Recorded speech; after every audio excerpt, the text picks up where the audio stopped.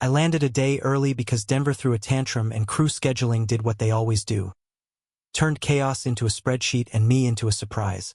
I told my wife Jenna we might be stuck overnight, which was true for about 11 minutes, then bought a box of airport donuts because I wanted to be corny. Husband walks in with powdered sugar and love. At 10:42 a.m. my key fob chirped in long term. At 11:18, I turned onto our street and saw a charcoal SUV in our driveway that didn't belong to us or anyone I'd invite. Tinted windows, a gym brand sunshade, that quiet confidence cars get when they think they pay part of your mortgage. My pulse didn't spike. Paused, like an engine idling while your foot hovers over the brake. I parked 2 houses down, opened the doorbell app, and watched our foyer breathe. Shoes by the mat, the credenza we pretended made us adults, the ficus that fakes its death every winter. A push alert flashed, motion at front door, and a tall guy crossed the frame barefoot, belt dangling from his fingers like contraband. Athletic slouch, the kind of man who lists recovery as a personality. My brain named him before he introduced himself. Evan. I'd seen strength block / Evan once on Jenna's calendar and believed her when she said it was a trainer from a group class. Believing is free until it isn't. There's the version of the story where I kick the door and go viral for all the wrong reasons. I fly airplanes for a living. We're trained for better mantras. Aviate, navigate, communicate. Fly the craft first. Choose a heading, then talk. I called the non-emergency line and asked what the law says when your home hosts an uninvited plot twist. The dispatcher was kind. If the guest is invited, it isn't trespass, she said, but I can ask anyone to leave my house. She offered an officer standby. I said no. I wasn't scared. I was awake. I texted our neighbor, Mrs. Patel, the unofficial mayor of our cul-de-sac and the only person who can prune roses like a sermon. Weird favor. Need a calm witness for 5 minutes. She replied, I'll be trimming roses, which is suburban for I've got you without making it a show. I walked up our path with the donut box like a prop in a play that had just switched genres. The lock clicked smooth. Lemon cleaner and heater air. Music upstairs, 90s R&B that still thinks the world is soft. I set my crew bag down and called up, steady as a checklist, Hey, babe, it's me. 2 sounds answered. A playlist pause and a door latch. A man appeared at the landing, barefoot, shoulders up, holding his shoes by the laces like a teenager caught behind the counter. Who are you? He asked. The guy who pays the mortgage, I said, and the sentence parked between us like furniture. Jenna stepped into view wearing one of my flannels, which suddenly didn't look like mine at all. Her face glitched, 2 timelines buffering. You said Saturday, she whispered. Crew scheduling pulled Friday out of a hat, I said, and opened the front door wide so sunlight could listen. Downstairs, I said. We're doing this with the door open. Mrs. Patel's shears clicked outside, a metronome for adult behavior. I looked at the barefoot man. Shoes, driveway, disappear. He did the math on my tone and nodded. On his way out, he tried to place himself in the story. I'm Evan, he said, like a name could sand down edges. I'm done, Evan, I answered, held the door, and watched him shrink under Mrs. Patel's librarian stare. The charcoal SUV exhaled and backed out like a mistake leaving a sentence. Inside, I sat on the bottom stair and pointed to the other end, a polite no man's land between us. I need 3 things, I said. Facts, boundaries, a plan. Jenna wrapped my flannel tighter, as if cotton could rewind time. It was texting, she said. Then coffee. Then I don't know how it got here. Hands were involved, I said, not proud of the line and not in the mood to donate an alibi. She looked at the floor and said, A month. I held out my hand. Phone. She gave it to me with the weird relief of surrender. I didn't scroll to hurt myself. I scrolled to build a map. I took clean photos of messages, call logs, calendar blocks, timestamps, not monologues, and forwarded the threads to my email so they'd live somewhere steadier than a trembling hand. Evidence doesn't scream. It sits. I exported the midday doorbell clips to my cloud drive and pulled a CSV from the smart lock history. then emailed both to myself with the subject line records preservation. Our joint card showed 2 charges that suddenly had biographies. A boutique hotel bar at 2:11 p.m. last Tuesday and a gym day pass on the very day our membership was frozen. Not spectacular, just arithmetic that moved the decimal on my denial. I'm not going to scream, I told her. I'm not going to beg. I'm also not going to share a bed with an open door. Her shoulders shook. I hate myself, she said. I hope you hate the choice, I answered. And for the first time that morning she looked directly at me and said, I do. Okay, I said, and laid the rails before we pretended to build a bridge. No overnight guests in this house, including Evan or anyone shaped like Evan. We put Gus on an alternating schedule. We freeze non-essential spend. If you want counseling, ask for it in writing tonight. If you want out, say that in writing too. I'll do counseling, she said. Not a promise. A request for time. Then I'm leaving for a week, I said. Not a stunt. A pause. Before I walked out, I did the only theatrical thing all day. I took off my ring and set it gently on the mantel between the photo from our best hike and the candle we never lit. This isn't a threat, I said. It's return to sender until we verify the address. I grabbed my crew bag, thanked Mrs. Patel for the roses she didn't trim, and stepped into a day that would end without me breaking a single plate. At the extended stay near the airport, I learned the exact sound the AC makes when it pretends to be wind. I showered until the mirror forgave me and wrote the emails that keep your future self from hating you. Boundaries to her. A note to myself titled Lies I Won't Tell, which included it wasn't that bad. This is because I travel, and if I rage loud enough, it reverses. And 3 requests to therapists who probably know the human heart better than any poet. I slept like a phone stuck at 9%. Patches that somehow add up to morning. In the parking lot, Mrs. Patel had left a yellow sticky under my wiper with the plate number I already had and a line that made me smile despite myself. He backed in like a coward and left like one too. I didn't call him. He wasn't my emergency. My choices were. Jenna's email wasn't poetry.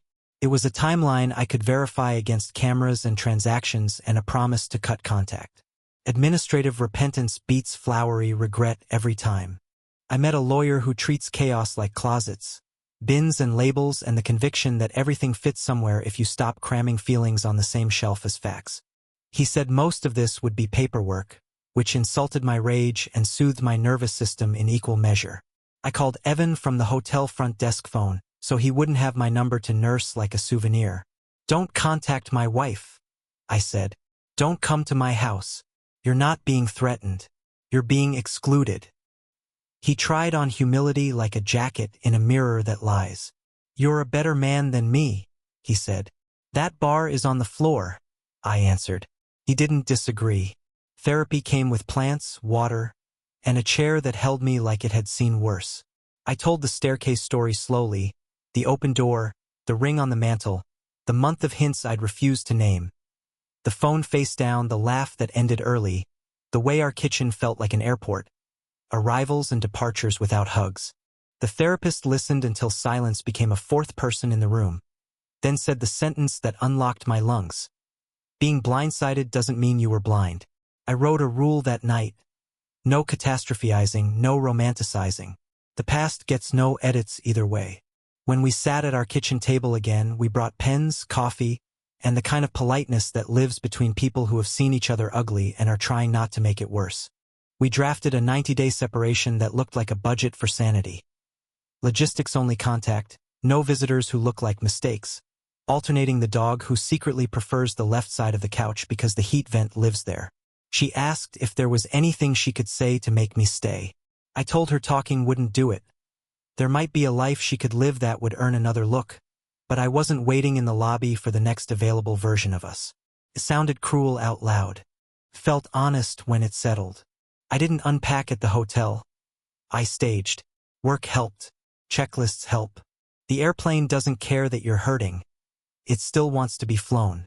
Up there, the world is math and procedure, and when the wheels kiss the runway and the spoilers pop and the jet sighs, you can pretend for a second that friction is always purposeful. In between trips, I ran the Greenway at dawn and remembered what it feels like to be a body instead of a biography. I kept my voice low and my notes app open. I protected my money and my sleep. I asked for truth in daylight and let it sit there, impolite and useful. I kept my life small on purpose. Fly, sleep, eat like an adult. Answer only emails that built a bridge to tomorrow. Jenna didn't push. She sent short check-ins that sounded like invoices. Therapy booked. No contact. Dog schedule confirmed. I answered with the same brevity because long sentences are where hope hides and I wasn't ready to host it. Somewhere in week 2 I realized I hadn't checked the doorbell feed in days and nothing inside me itched to. That felt like a tendon knitting. The first joint session was the kind where 2 people try to sit in the truth without trying to make it pretty. She said she had been burning out, that being chosen by someone new felt like oxygen in a room she hadn't noticed was stale. I said I didn't want to live in a marriage where my love worked as surveillance. The therapist nodded like a mechanic who's seen this model before and knows which bolt strips first. We talked less about Evan and more about the architecture that made him possible. Neglected rituals, deferred conversations, the way fine can become a cul-de-sac you don't notice you've been circling for months. None of that excused the choice. It only explained the rumors inside our house. 90 days is a long time to keep a promise to your future self. I filled mine with running the Greenway at dawn and learning to cook eggs like they matter. I called my brother more. I sat at a coffee bar without my phone on the table like a defibrillator. I said yes to a Saturday helping a friend move, the universal sacrament of people who show up. In the quiet, memories kept arriving asking to be weaponized.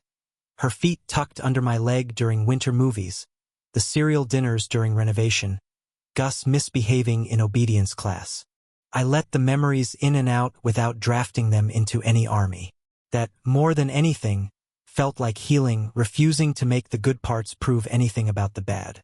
On day 68, Evan texted from a number I didn't have saved, which is to say from a piece of himself that hadn't learned a single lesson. He wrote a paragraph about mistakes. I replied with one line and a screenshot of the no-contact agreement Jenna had signed. He sent back understood. I blocked the number and felt nothing. No spike of victory, no flash of rage. Just the quiet click of a door that should have been shut before it opened. By the time the separation clock ran out, we had a rhythm that didn't require a referee. Jenna asked, carefully, if there was a road back that didn't run through permanent penance. I told her there was a version of a life where we could respect each other from opposite sidewalks, wave, and mean it. I didn't say the word divorce first. She did. There is a mercy in letting the person who broke something name the repair that's possible. We met with attorneys who were more bored than bloodthirsty, and boredom turned out to be a gift. It meant nobody was going to turn our history into a spectacle. We divided accounts, assigned the house to her, the equity to numbers, the dog to a schedule that somehow made him happier because clear rules are love in a language animals understand. Court was fluorescent and efficient. We stood, we sat, we answered yes to names spelled correctly. The judge asked a few gentle questions designed to make sure we weren't sleepwalking into a permanent decision. I was more awake than I had been in months. Papers slid. Pens clicked. A stamp came down with an authority I didn't feel until later. Outside in the hallway, she asked if we could hug. We did, stiff at first, then less so, an acknowledgement that the thing we built wasn't a fraud just because it failed. I told her I hoped she'd keep telling the truth in rooms where it's inconvenient. She told me she hoped I'd keep landing soft even when the air was rough. We let go at the same time. The move out was unceremonious. I took the skillet, the camping stove, the books that were mine because my name was in the flyleaf, the jacket she'd long called my pilot sweater, and the ring I had left on the mantel. I didn't put it back on. I put it in a drawer the way you put away a receipt for something you paid for gladly. Gus followed me from room to room and finally flopped in the doorway like a foreman signing off on the job. Mrs. Patel brought by cuttings from her roses, wrapped in wet paper towels and goodwill. "Stick them in dirt," she said, "and let them fight." I planted them in a thrifted terracotta pot on my apartment balcony and watered them like they owed me nothing. Time started making normal noises again. Work trips stopped feeling like escapes and went back to being work. A kid in 17A gripped the armrest on final, and I told him the secret pilots tell ourselves. Turbulence feels worst where you sit. Up front, it's data. I kept that for myself, too. I went to a minor league game with my brother and booed the ump with the kind of joy you rent for 9 innings. I ran into an old friend at the grocery store and didn't tell him anything. I just shopped. Ordinary turned out to be the prize. Months later, a letter arrived from Jenna, short and clean. She wrote that she had told her mother everything, that she no longer called it a mistake because mistakes are accidents, and this had been a ladder she climbed one rung at a time. She didn't ask to come back. She thanked me for the open door that day, for keeping the volume low, for not burning the neighborhood down to brighten my own yard. I sat at my kitchen table and read it twice, then put it in the same drawer as the ring. Not as a shrine, more like a file marked complete. I never posted the story. I thought about it. The internet is a chorus that sometimes sings people out of burning buildings. But healing in public is still performing, and I didn't want to rehearse the worst day forever. I told the handful who needed to know and left the rest to silence. Not secrecy, just privacy, which is secrecy without shame. On a Sunday when the weather couldn't make up its mind, I ran the greenway in a drizzle that felt like forgiveness and came home to find the roses had decided living was worth the effort. The cuttings had thrown out 2 stubborn leaves each, small flags of green that didn't care what they came from. I made eggs, the good kind, and ate them standing up the way I used to before we had a dining table. Later I drove past the old house for no reason except to see if the ficus in the front window had survived the winter. It had. It always looks half dead in February and spends April proving it was only resting between versions. I didn't slow down. I didn't count cars. I took the next turn and followed a road I hadn't noticed before.